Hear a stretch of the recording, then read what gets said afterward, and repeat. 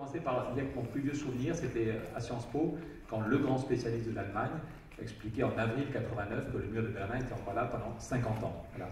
Il s'est un peu trompé parce que 4 mois après, le mur de Berlin est tombé. Et il y a des pages magnifiques, vous pouvez trouver le petit bouquin à 2 €, ça commence et ça finit par Václav Havel. Et Václav Havel dit « Chacun de nous peut changer le monde ». Il dit « Le peuple, si le mur de Berlin est tombé, ce n'est pas un accord entre diplomates, ce n'est pas un accord du G20 ». Václav Havel dit « Le peuple s'est réveillé avec une rapidité bouleversante. Il attendait le moment propice ». Et Václav dit « Chacun de nous peut changer le monde, même s'il n'a pas le moindre pouvoir, même s'il croit qu'il n'a pas le moindre pouvoir, chacun de nous peut changer le monde ».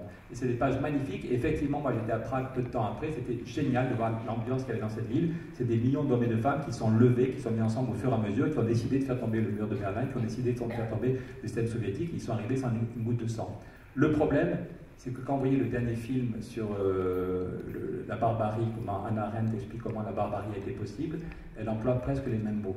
Elle explique que c'est parce que des millions d'hommes et de femmes en avaient marre, que la crise avait duré trop longtemps, que les élites étaient trop nulles, et que des millions d'hommes et de femmes sans importance ont décidé de renoncer à leur conscience et ont écouté leur cerveau reptilien. On a tous un cerveau reptilien qui en a marre, qui veut chercher des boucs émissaires, qui veut la castagne.